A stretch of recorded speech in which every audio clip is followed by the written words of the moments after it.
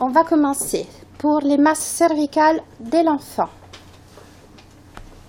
Les techniques d'imagerie d'exploration sont différentes. L'échographie, le scanner, l'IRM. L'échographie, c'est l'examen de première intention à réaliser chez l'enfant. Le plus souvent, c'est l'examen suffisant. Le scanner et l'IRM vont avoir leur intérêt dans le bilan d'extension d'une masse volumineuse, notamment si on cherche une extension vers le thorax ou la base du crâne pour les masses suspectes. Et bien sûr, chez l'enfant, préférer l'IRM au scanner pour son caractère non ionisant. L'échographie, donc on l'a dit, c'est l'examen de première intention. Il va être réalisé avec des sondes linéaires à haute fréquence.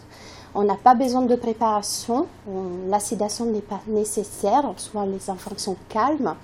On peut réaliser une hyperextension du cou en utilisant des petits coussins derrière l'épaule de l'enfant. Et ce qu'il faudra faire, c'est une analyse systématique, donc toutes les régions cervicales, la région parieotidienne, les glandes sous-maxillaires, la thyroïde, donc la loge viscérale du cou, les régions latérocervicales et chez l'enfant, savoir reconnaître un thymus. Les objectifs de l'analyse échographique sont en première intention de conforter le diagnostic clinique déjà suggéré par le clinicien ou de proposer un diagnostic différentiel. Il faudra savoir reconnaître l'anatomie échographique normale et connaître les critères échographiques de base, donc savoir distinguer une masse kystique d'une masse solide, analyser la vascularisation en Doppler, localiser une masse au niveau de les régions du cou. Et après, bien sûr, reconnaître les limites liées à votre examen et savoir proposer la bonne imagerie complémentaire. Ici, je vous montre, ah oui. Voilà, donc une coupe axiale sur la loge thyroïdienne. Donc, on reconnaît le lobe thyroïdien droit, le lobe thyroïdien gauche, les vaisseaux jugulo-carotidiens, les muscles superficiels du cou. La loge parotidienne avec la parotide et la branche maxillaire. Le thymus, donc en inclinant la sonde vers le bas. Donc, un regard du sternum, du manubrium sternal et la base de la langue. On verra qu'on a un intérêt à savoir reconnaître les différentes structures qui se trouvent dans ces différentes loges. Les étiologies sont différentes. On a des masses congénitales, sont donc des masses présentes à la naissance, mais parfois relevées plus tardivement chez le grand enfant sur un épisode de surinfection. Donc là, l'intérêt, ce sera de voir s'il y a une durée d'évolution longue de cette pathologie. Les pathologies inflammatoires sont plutôt à l'apanage du grand enfant, rarement sont présentes à la naissance. Là aussi, ils peuvent révéler une pathologie congénitale sous-jacente lors d'un épisode surinfectieux. Les pathologies, donc les masses, les tumeurs, les malformations et les tumeurs vasculaires, la pathologie maligne reste rare chez l'enfant. L'orientation diagnostique, ça se base sur l'âge de l'enfant et sur l'examen clinique, sur les éléments cliniques. La localisation aussi, c'est très important parce qu'on ne va pas évoquer la même gamme diagnostique si on parle plutôt de masses médianes par rapport à des masses latérales. Et bien sûr, on va voir les aspects en imagerie, en échographie, en première intention. Les masses antérieures médianes, donc, vous le savez, la première chose à évoquer, c'est le kyste du tractus thyroglosse. Le kyste dermoïde et épidermoïde vont en diagnostic différentiel et bien sûr savoir reconnaître un thymus beaucoup plus profond. Le kyste du tractus thyroglosse Donc c'est la masse cervicale congénitale la plus fréquente. Elle se trouve donc ici sur le trajet du tractus thyroglose, donc de la base de la langue jusqu'à l'isthme thyroïdien.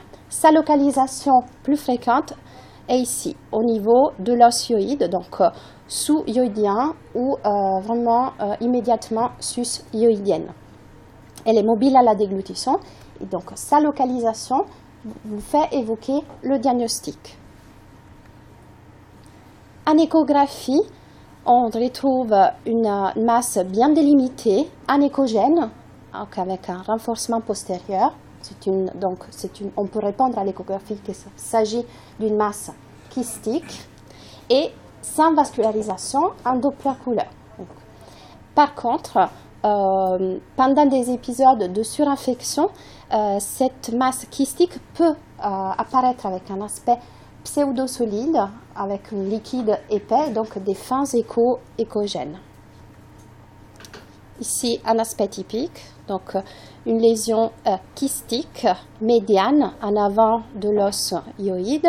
Ici, sur une coupe sagittale, on retrouve donc une masse bien délimitée, anéchogène, avec un renforcement postérieur, sans vascularisation.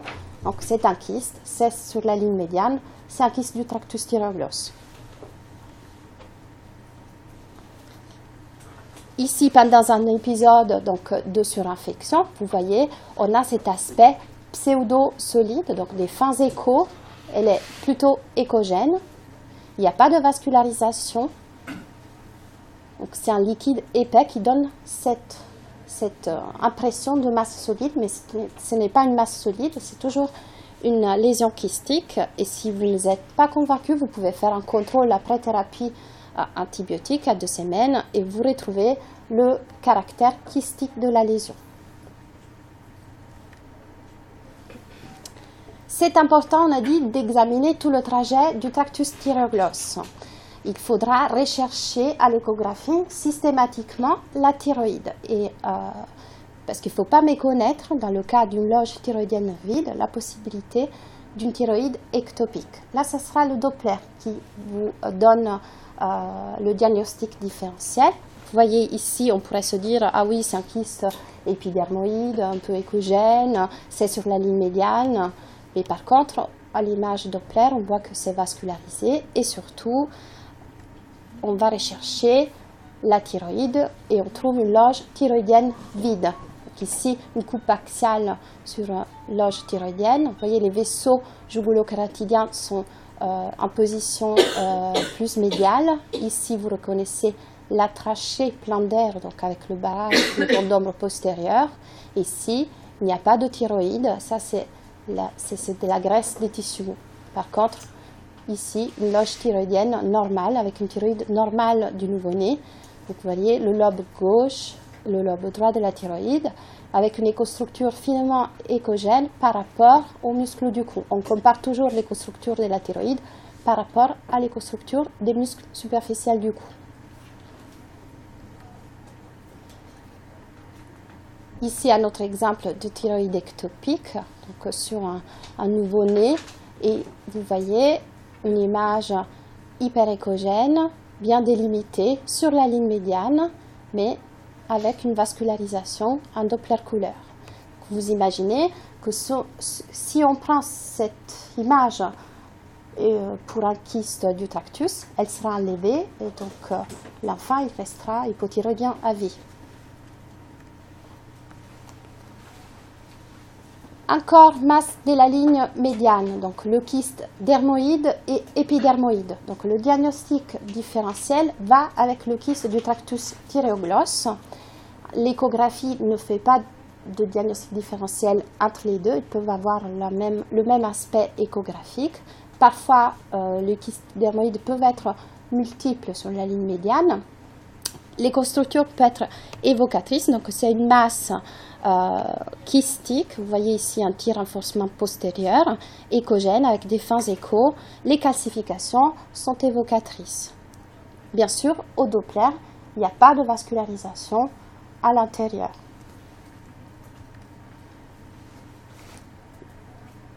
Voici un autre exemple, un kyste dermoïde. Donc, un plus volumineux palpable, mais un tout petit. Ici, toujours localisation médiane, hyperéchogène, sans vascularisation, beaucoup plus petit. Ça, c'était vu à l'échographie. Autre diagnostic différentiel important avec les kystes du tractus thyroglosse sont les ganglions sous-mentales. Donc là aussi, c'est le Doppler va vous orienter.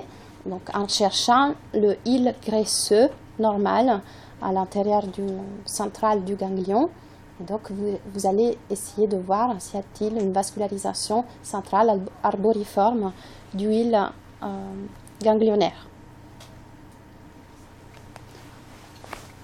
Si on passe aux masses latérales, on a vu, sont d'origine différente.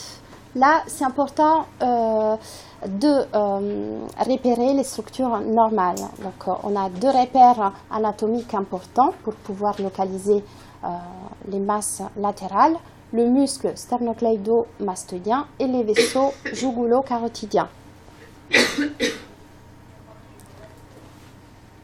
Le fibromatosis coli, c'est une pathologie fréquente, typique donc du nouveau-né, environ à 3 semaines de vie. La clinique est caractéristique. Donc, normalement, on n'a pas besoin de faire des échographies pour cette pathologie, mais ça peut nous arriver d'en faire. L'examen est normal à la naissance et petit à petit, donc, il y a une masse latérocervicale ferme qui apparaît, le plus souvent associée avec une torticolis. Souvent, c'est localisé à droite. Exceptionnellement, c'est une masse bilatérale. C'est une pathologie bénigne avec une régression spontanée. Il faut confier cet enfant au kinésithérapeute. Il n'y a pas besoin de faire des contrôles échographiques. Donc, il n'y a aucun contrôle à faire. Ici, donc, un bébé d'1 mois avec une tuméfaction ferme latérocervicale et un torticolis. Donc, une coupe axiale. Donc, vous avez la possibilité de confronter le muscle sternocleido-mastodien pathologique avec le muscle sternocleido-mastodien normal. Vous voyez ici, vous avez une franche asymétrie de taille. Et sur une coupe longitudinale par rapport à l'axe du muscle, vous voyez donc, cette lésion fusiforme au centre du muscle sternocleido-mastodien, peut être isoéchogène, hypoéchogène, un peu hétérogène. La clé du diagnostic, c'est d'identifier la lésion au centre du muscle et de le comparer avec le muscle contralatéral.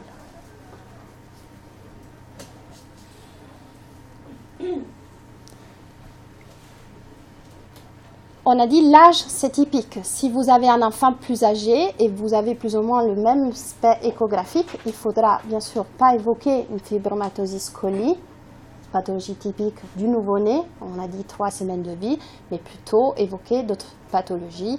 Ici, un fibrome desmoïde du muscle sternocleido-mastodien. Vous voyez la comparaison avec l'aspect échographique normal du muscle contralatéral et une confirmation aussi à l'IRM. L'autre diagnostic différentiel à ne pas manquer, c'est le neuroblastome cervical. Ça aussi, c'est l'enfant plus grand, inférieur à 5 ans.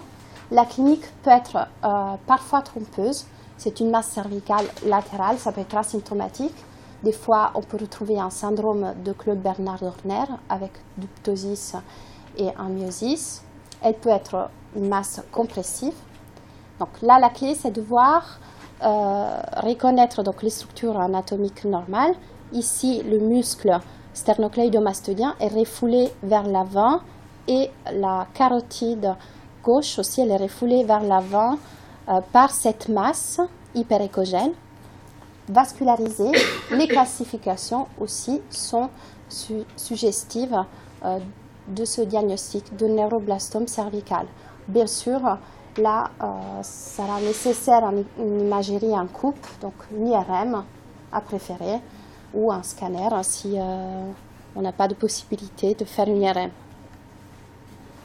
Ici, l'imagerie du coup en IRM, vous voyez, c'est une masse postérieure, latérale, qui refoule en avant la carotide interne. Les lésions, du coup, les autres masses latérocervical du cou. On a toute la pathologie malformative. Le kyste, donc les kystes branchiaux, on a différents types. Le kyste de la deuxième fente branchiale, c'est le plus fréquent de ce kyste, dû à un défaut d'accollement des arcs branchiaux, formant la paroi latérale cervicale de l'embryon.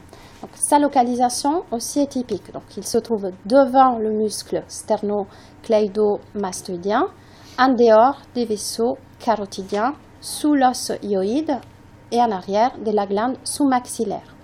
Si vous avez une fistule cutanée en regard du bord inférieur du sternocleidomastoïdien, elle est très suggestive de cette pathologie. À l'échographie, vous avez une masse liquidienne ou pseudo-solide. Donc là aussi, si elle contient un liquide épais, ça vous donnera cet aspect pseudo-solide. Ici, un cas d'un enfant de 3 ans qui se présente avec une tuméfaction cervicale gauche récidivante. Donc on a dit que c'est des malformations congénitales, mais qui peuvent se révéler plus tardivement par des épisodes surinfectieux. Donc ici, on retrouve cette infiltration des tissus mous sous-cutanés et cette masse kystique latérocervicale sans vascularisation en Doppler couleur. Donc, la localisation devant le muscle sternocleidomastoïdien en dehors des vaisseaux doit vous faire évoquer cette pathologie. Le scanner n'apporte pas beaucoup d'informations complémentaires, c'est vraiment la localisation qui fait suspecter cette pathologie.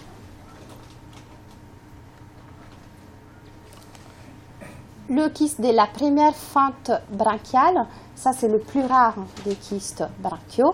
La localisation est typique sous forme d'un kyste sous-auriculaire, dans la partie inférieure de la parotide.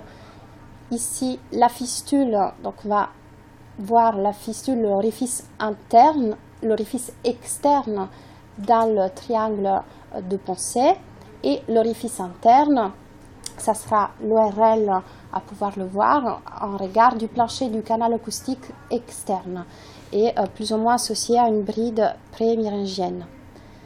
L'échographie suggère le diagnostic. L'IRM, c'est important pour le bilan d'extension pour rechercher le trajet intraparotidien de la fistule vu sa localisation proche du nerf facial. Donc c'est une information importante pour le chirurgien.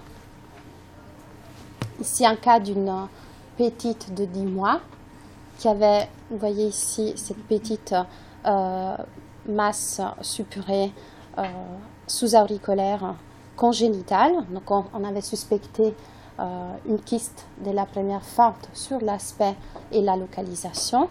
À l'échographie, on retrouve cette image kystique, une parotide augmentée de taille, quand même une inflammation locale.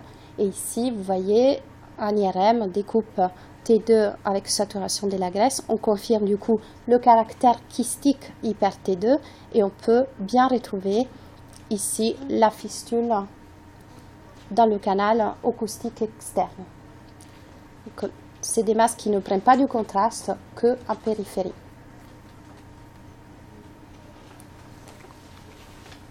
L'ectasie jugulaire, donc des fois les enfants ne sont pas calmes.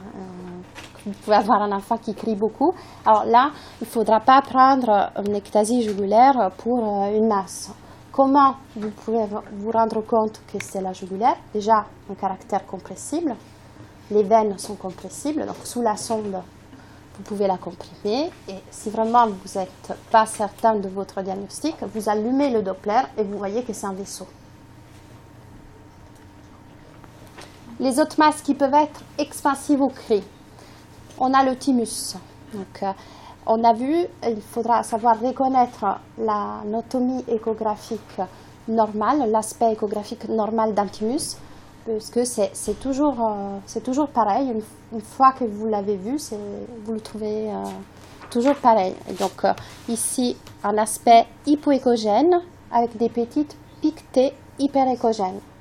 Donc, vous inclinez la sonde en regard du manubrium sternal vers le bas et vous allez voir vous allez chercher l'image normale d'un thymus. Parce que vous pouvez aussi trouver des thymus ectopiques ou aberrants.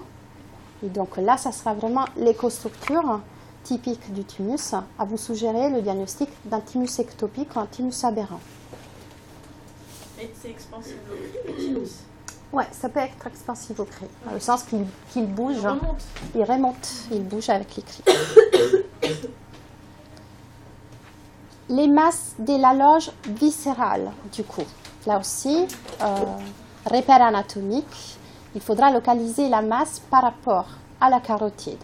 Donc, en dedans de la carotide et en dehors de la trachée, on a la loge thyroïdienne. Du coup, on pourra évoquer les différents types de masses thyroïdiennes, la fistule de la quatrième poche endobranchiale ou aussi le tératome. Les masses thyroïdiennes, on a le goitre, les différentes thyroïdites, le kyste de la quatrième poche et le cancer, c'est vraiment exceptionnel en pédiatrie. Le raisonnement, ça sera différent selon l'âge de l'enfant, la clinique, la biologique et l'aspect en imagerie. Donc, devant un goitre néonatal, vous allez plutôt penser devant une masse cervicale antérieure de la loge viscérale d'un nouveau-né, vous allez plutôt vous orienter vers un goitre néonatal. Bien sûr, la biologie aussi, elle aura fait la suspicion d'hypothyroïdisme. Et ici, vous voyez, ça c'est l'aspect normal en échographie de la thyroïde d'un nouveau-né. Vous reconnaissez la trachée au milieu avec l'air, le lobe thyroïdien droit, le lobe thyroïdien gauche et les vaisseaux jugulo-carotidiens. Vous comparez du coup l'écostructure de la glande thyroïdienne par rapport aux muscles du cou. Et ici, vous voyez une thyroïde très augmentée de taille, le plus souvent hypervascularisée. Et on doit mesurer pour dire que c'est un goitre ou c'est sur l'aspect visuel? Il y a aussi des volumes pour la glande thyroïdienne, mais je veux dire, le plus souvent, tu te rends compte que c'est un goitre, ça se voit si tu compares avec une thyroïde normale et tu as dans la tête l'image d'une thyroïde normale. Quand tu as un goitre, tu le vois. Et même cliniquement, c'est assez évocateur. C'est plutôt une confirmation de l'échographie. Donc, chez l'enfant plus grand, bien sûr, ou l'adolescent, on va plutôt penser du coup à une maladie thyroïdienne à type de thyroïde. Les nodules thyroïdiens sont exceptionnels. Les fistules de la quatrième poche endobranchiale. Donc là aussi, on peut avoir des présentations différentes selon l'âge de l'enfant. Chez le nouveau-né ou le petit nourrisson, ça peut se présenter avec une détresse respiratoire. Donc une masse kystique qui contient de l'air. Donc ici, vous voyez une radiographie cervicale de profil avec une augmentation de l'espace prérachidien et cette lésion avec un niveau hydroaérique à l'intérieur.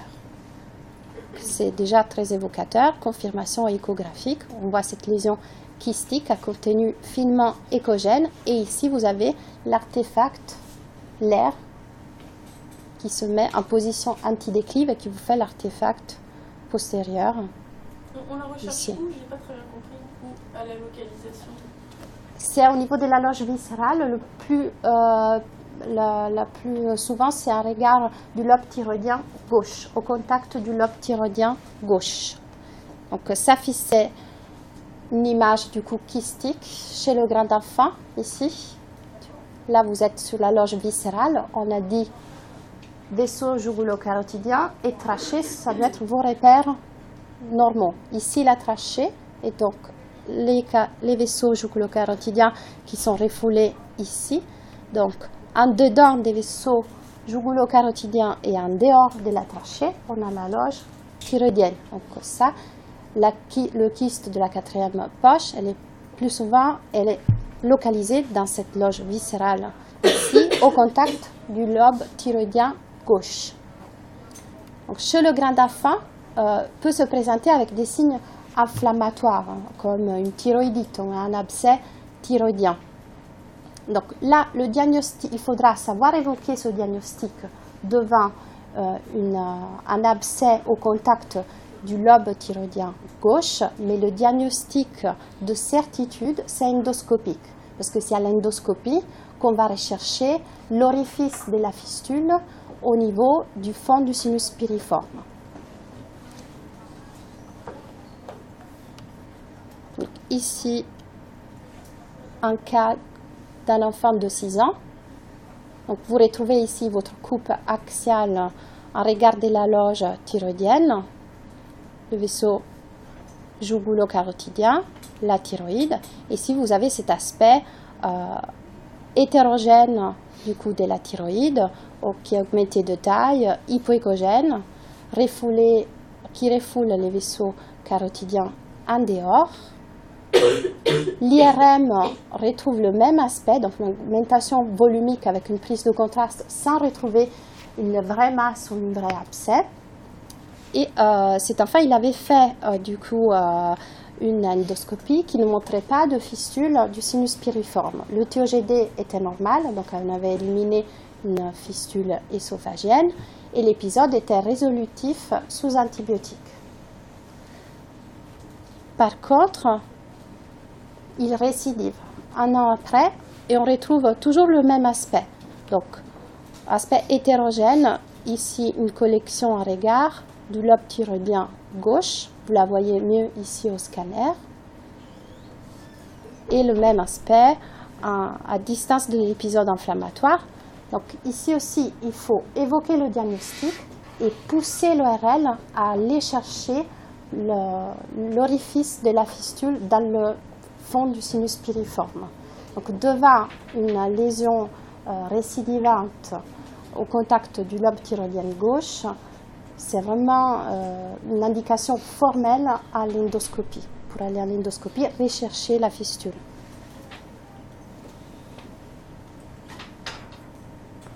On a après les masses ubiquitaires. Donc on a les adénopathies et les malformations et les tumeurs vasculaires. Les adénopathies, c'est une pathologie, on peut dire, quasi constante chez l'enfant. Souvent, on n'a pas besoin de faire d'échographie, c'est le clinicien qui fait le diagnostic d'adénomégalie. L'échographie peut être utile pour éventuellement guider un geste de drainage, donc pour essayer de voir s'il y a une collection, un adénophlégmon avec une collection nécrotique qui s'est formée, et donc c'est le bon moment pour aller drainer cette collection. L'aspect c'est très évocateur, donc on a des adénopathies très hypoécogènes, augmentées de taille. Vous devez aller chercher en Doppler la vascularisation hilaire centrale. Ça c'est très important, parce qu'il y a des nombreux pièges en fait. Donc on a dit c'est sensible mais c'est pas spécifique, donc on ne pourra pas formellement distinguer une adénopathie dans le cadre d'un lymphome d'une adénopathie plutôt réactionnelle. Ça sera aussi la clinique et le contexte à nous évoquer une pathologie par rapport à l'autre. On a aussi les tumeurs neurogènes, plus rares, que là aussi, voir s'il y a un contexte de neurofibromatose. Ça va plutôt nous orienter vers ce diagnostic-là. En cas d'adénopathie cervicale susclaviculaire et postérieure, donc plutôt suspecte, il faudra penser aux adénopathies médiastinales associées et dans ce cas-là, proposer une radiographie du thorax. Donc ici, une grosse adénopathie susclaviculaire, un enfant qui était un peu fatigué, qui avait du prurit. Donc là, on est alerté, on fait la radio du thorax et là, vous voyez la grosse masse médiastinale, c'était un lymphome de Hodgkin.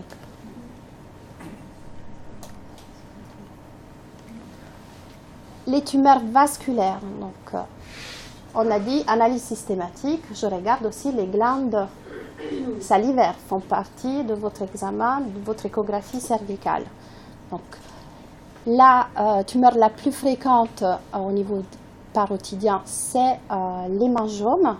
et on fait facilement le diagnostic. C'est une masse hypoéchogène bien délimitée. Vous allumez votre Doppler et vous voyez qu'elle est très vascularisée. Donc plus de 5 vaisseaux par millimètre carré. Donc c'est le Doppler qui vous suggère le diagnostic. La plupart du temps, c'est des masses qui vont évoluer spontanément pendant la première année de vie. Donc ici, vous voyez sur cette image, là c'est la branche de la mandibule, donc corticale osseuse avec cône d'ombre postérieure. Ici, l'écostructure normale de la glande parotidienne. Vous voyez, ça ressemble beaucoup à l'écostructure normale de la glande thyroïdienne. Donc, hyperéchogène avec des fins échos, hyperéchogène par rapport aux muscles du cou. Et ici, cette masse bien délimitée, hypoéchogène, vous allumez le Doppler, c'est très vascularisé, c'est hypervascularisé. Donc, vous suggérez le diagnostic des mangeaux.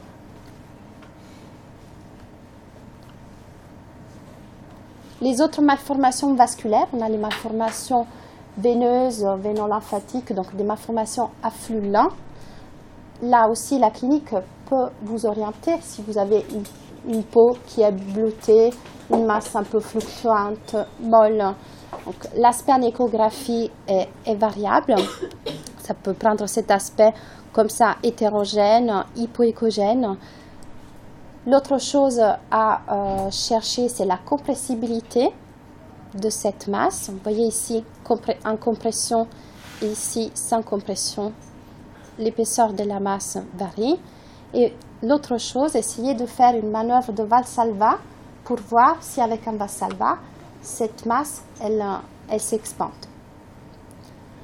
Caractéristique typique aussi qui vous fait évoquer ce diagnostic, c'est les phlébolites, c'est les calcifications à l'intérieur de cette masse.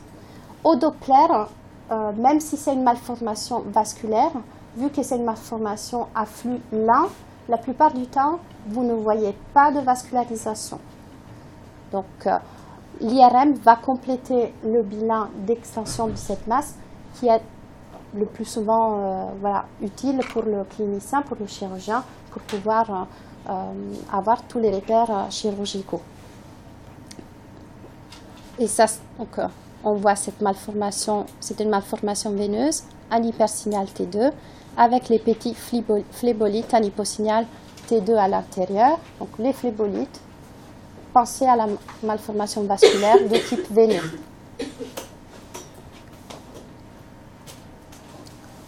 Le lymphangiome kystique, c'est la plus fréquente des masses cervicales du nourrisson et du jeune enfant. Là, ici, on peut avoir deux aspects différents à l'échographie. Un aspect plutôt kystique, macrokystique, donc liquidien avec des septa, et un aspect microkystique, donc qui peut vous donner échographiquement cet aspect de masse pseudo-solide. C'est une masse polylobée, infiltrante, mal limitée. Donc il n'y a pas de vascularisation Doppler intérieure, sauf dans les septa. Vous pouvez avoir une vascularisation au Doppler en regard des septa. La surinfection est possible, donc l'aspect échographique peut changer pendant les épisodes de surinfection et vous donner cet aspect pseudo-solide. Ici, un lymphangiome kystique. Et vous voyez, bien sûr, l'IRM vous fait le bilan d'extension vers la base du crâne que vous ne pouvez pas évidemment voir à l'échographie. Donc une masse liquidienne, un hypersignal T2, sans vascularisation, qui ne prennent pas du contraste, sauf au niveau des septa. Ce qu'on peut faire en échographie, c'est par exemple rechercher une extension à la base de la langue. Donc, en coupe axiale, vous allez vous mettre vraiment un regard en sous-mentonnier et vous allez incliner votre sonde vers le haut pour chercher de voir la base de la langue. Donc ici, une forme microkystique qui infiltre la base de la langue, confirmée à l'IRM. Donc vous voyez cet aspect vraiment pseudo-solide. Les formes microkystiques de lymphangiome sont un peu trompeuses. Il faut quand même y penser.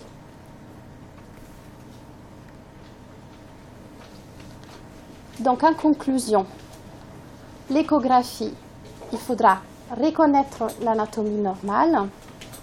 C'est important de ne pas trop zoomer parce que sinon on perd nos repères anatomiques, donc le muscle sternocleidomastulien, les vaisseaux jugulo-carotidiens. L'analyse, ça peut être une analyse systématique. Donc, regardez le thymus, la loge thyroïdienne, les glandes sous-maxillaires, la base de la langue.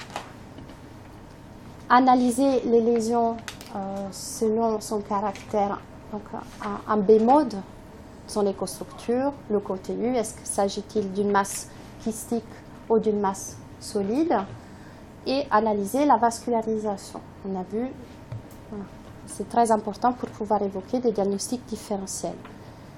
Il faut savoir demander un autre examen, notamment si on est intéressé aux voies de passage. Donc le cou, c'est une voie de passage entre le thorax et la tête. Donc savoir demander un complément IRM ou scanner. Donc bien sûr, la pathologie infectieuse, inflammatoire est fréquente, mais il ne faut pas louper des diagnostics différentiels importants qui peuvent changer la prise en charge et la pathologie et la prise en charge de l'enfant.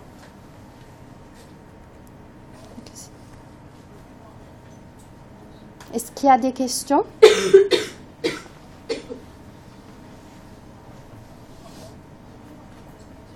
Non?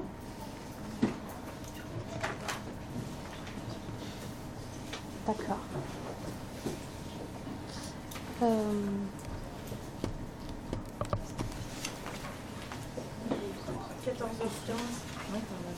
Oui, ouais, j'ai parlé trop vite.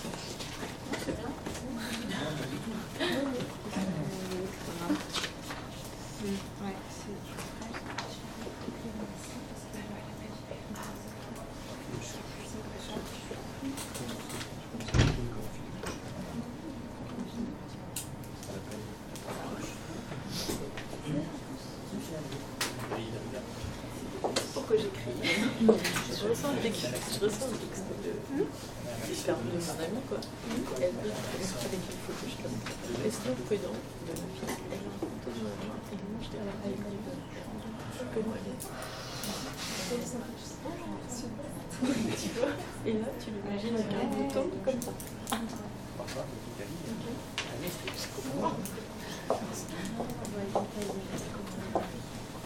Tu lui poses des questions? Oui, c'était bien. Je te pose des questions. C'était bien. Et mon ami, on est arrivé à 15. Non, mais c'est pas du tout le même que la Ah, c'est pas le même. Celui d'après non plus, c'est pas le même.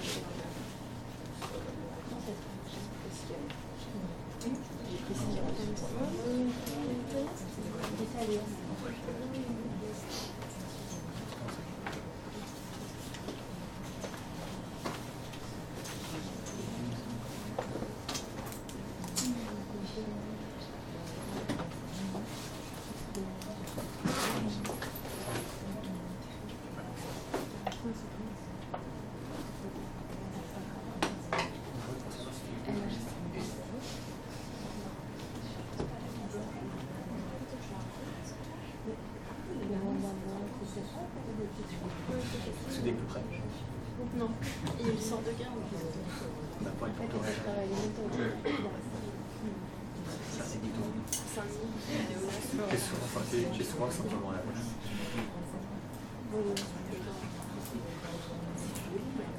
Ah ouais, c'est super. Oui.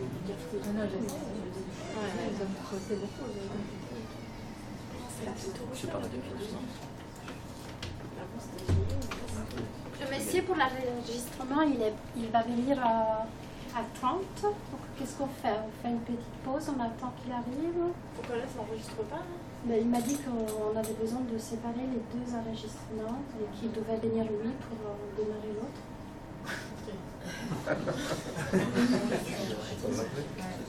Ça continue à enregistrer.